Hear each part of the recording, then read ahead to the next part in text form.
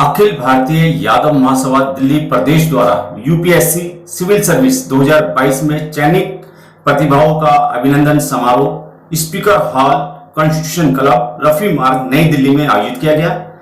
कार्यक्रम में आए हुए अतिथियों का महासभा द्वारा फूल बुके देकर सम्मानित भी किया गया। कार्यक्रम में दिल्ली, हरियाणा, पंजाब, छत्तीसगढ़, उत्तर प्रदेश व कई राज्यों से अतिथि सम्मिलित हुए। आपको बता दें, इस कार्यक्रम का मुख्य आकर्षण यूपीएससी सिविल सर्विस में चयनित हुए प्रतिभाओं को यादव महासभा द्वारा पगड़ी पहनाकर सम्मानित किया गया, जिसमें निशा यादव, उषा यादव, डॉक्टर प्रीति यादव, शहर यादव, आयुषी यादव, ज्योति यादव व आयुष यादव आदि ही साथ ही महासभा के वरिष्ठ पदाधिकारियों द्वारा चयनित प्रतिभाओं को सम्राट अशोक की लॉर्ड राष्ट्रीय प्रतीक चिन्ह देकर भी सम्मानित किया गया। यादव महासभा के अध्यक्ष जगदीश यादव ने इस कार्यक्रम में अपने संबोधन में बताया कि आने वाले समय में हमें यूपीएससी की तैयारी के लिए बच्चों के लिए अत्याधुनिक संसाधन जुटाने होंगे, जिस पर सभी ने अपनी सहमति भी जताई। चयनित हुई प्रतिभाओं ने अपने विचार मंच के माध्यम से साझा किए। यादव महासभा के इस कार्यक्रम में प्रसन्न होकर आए हुए लोगों ने इसकी भूरी भूरी प्रशंसा भी की। आइए देखते हैं एनपीटी न्यूज इंडिया की ये विशेष कवरेज कॉन्स्टिट्यूशन क्लब नई दिल्ली से। अब हमारे बीच आज के हमारे chief guest Jayaprakash Yadav ji, vice chancellor, मैं चाहूंगा वो आए और अपनी बात करें।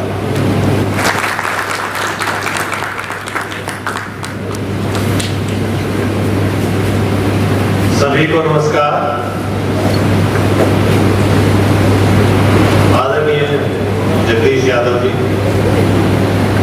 भारतवर्षीय अखिल भारतीय यादव महासभा दिल्ली प्रदेश प्रधान व चेयरमैन ओबीसी आयोग दिल्ली सरकार, मेरे बड़े भाई जो कोषाध्यक्ष हैं यादव महासभा के श्री देवेंद्र यादव जी, एक्स एमएलए, श्री जेके यादव, डायरेक्टर, बीपी राव जी और अन्य गणमान्य व्यक्ति, मंचासी गणमान्य व्यक्ति, व प्रबुद्ध यादव समाज, चयनित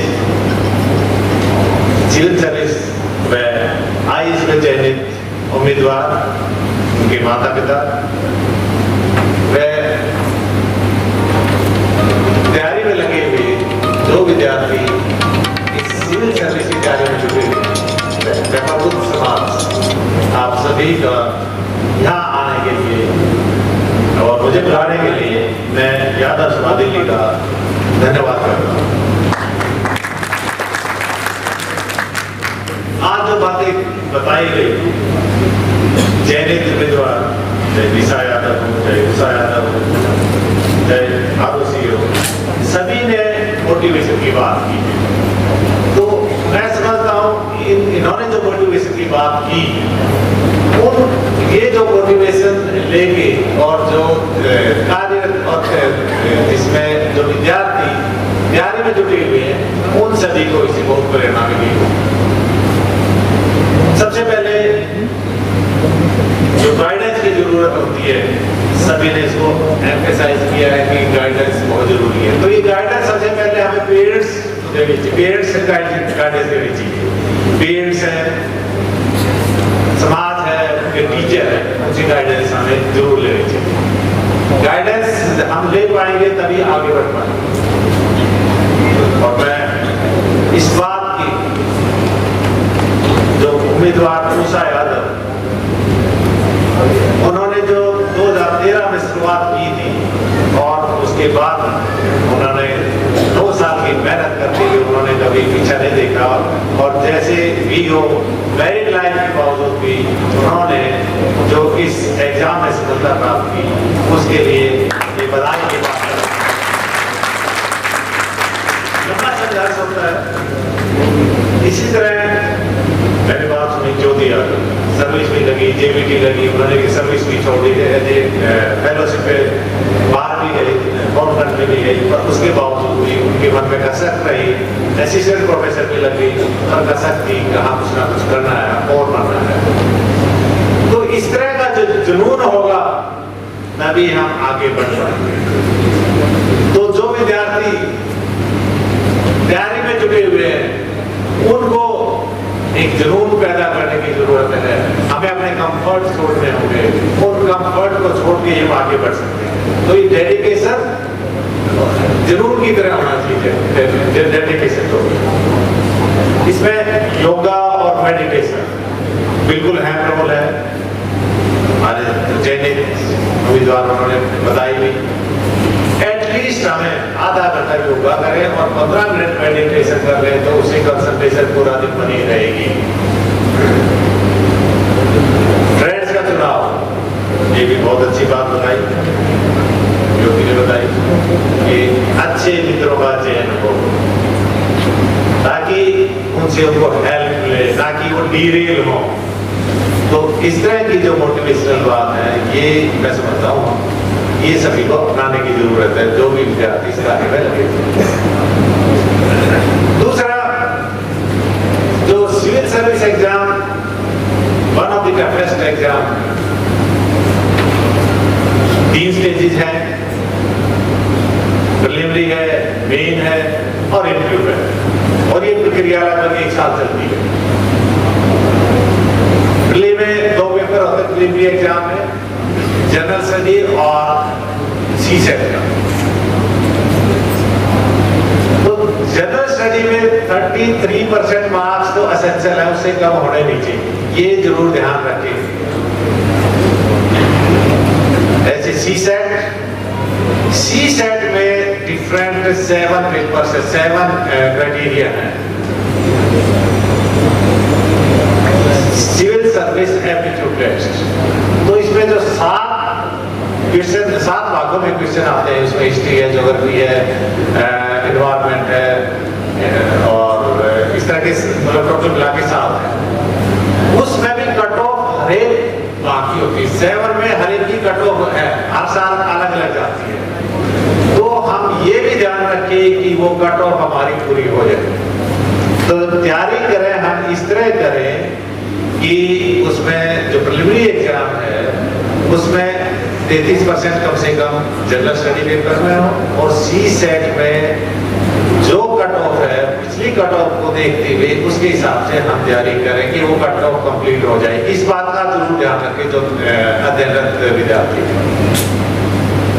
मेन एग्जाम वो आपको पता ही होगा कि मेन एग्जाम में जो पेपर है, जो पेपर होते हैं लैंग्वेज का पेपर होता है, तो वो किसी भी लैंग्वेज में हो एक पेपर उसका होगा उस लैंग्वेज से रिलेटेड। जो भी भारतीय लैंग्वेज है जो अनुसूची में शामिल है उसमें से एक पेपर होता है। दूसरा पेपर इंग्लिश का होता है। ये दोनों कंपलसरी है, क्वालिफाइंग है, उसकी मेरिट में मार्क्स नहीं जुड़ते। और जो थर्ड पेपर है उसमें ऐसे राइटिंग होती है, वो 250 का पेपर होता है। इसके अलावा 4 जनरल स्टडी के पेपर होते हैं 250 के, और 2 पेपर होते हैं ऑप्शनल। तो हमें जो ऑप्शनल जो पेपर लेने हैं उसका भी चूज हम जो करें वो अपने वो इंपोर्टेंट मैटर करता है कौन से ऑप्शनल लें जिसमें हमारी तैयारी अच्छी हो। तो इस तरह 1750 के ये पेपर होते हैं जो मेरिट में माउंट होते हैं, और उसके बाद इंटरव्यू। तो ये 1 साल की पूरी प्रोसेस है, प्रीलिमिनरी से लेके इंटरव्यू तक, और एग्जाम का रिजल्ट डिक्लेरेशन तक। इसकी तैयारी के लिए कोचिंग की भी जरूरत होती है, बगैर कोचिंग भी कर सकते हैं। तो सबसे बेस्ट मटेरियल जो मुझे लगता है इसकी तैयारी के लिए एनसीईआरटी की बुक्स हैं, इग्नो की बुक्स हैं, इंदिरा गांधी नेशनल यूनिवर्सिटी की बुक्स भी बहुत अच्छी हैं। ये सारी ऑनलाइन अवेलेबल हैं और वैसे भी कॉस्टली नहीं है अगर हम उनको वैसे भी परचेज कर लेते हैं।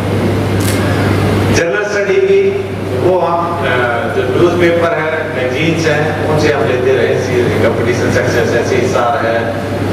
तो इस तरह की जो बुक्स हैं वो हम जरूर पढ़ें, और जो 1-2 न्यूज़पेपर जरूर पढ़ें। इकोनॉमिक्स टाइम्स लें और हिंदू जो उससे रिलेटेड उसमें मटेरियल आता है वो बहुत जरूरी है। तो बात आई कि हॉस्टल की, जो कंपटीशन के लिए बच्चे हैं, अगर कुछ हमें गाइडेंस के लिए कंपटीशन के लिए जो कोचिंग की जरूरत पड़ती है तो उसके लिए हॉस्टल की भी जरूरत है। इसके लिए मुझे और भी बात पता लगी थी कि कृष्णा फाउंडेशन फॉर ऑल वो भी हॉस्टल के लिए कार्यरत है, उसके अध्यक्ष जी यादव जी हैं। शायद उन्होंने कहीं कीर्ति नगर के आसपास एक बात हो रही थी, कहीं जमीन भी देखी है। तो इसके लिए जगदीश यादव जी को मैं चाहूंगा कि उनसे भी कोऑर्डिनेट करके, और ये आप मुझे पता है कि जरूर हॉस्टल बना देंगे उसके लिए, तो वो हॉस्टल बन जाए, उसमें कोचिंग की सुविधा दे सकेंगे हमारे बच्चे। इन्होंने पहले भी हरिद्वार में धर्मशाला बनाई है, खाटू श्याम में बनाई है, तो ये तो इनके लिए बड़ा काम नहीं है। ये तो ये बहुत जल्दी मुझे लगता है कर देंगे जमीन लेके यहाँ आसपास।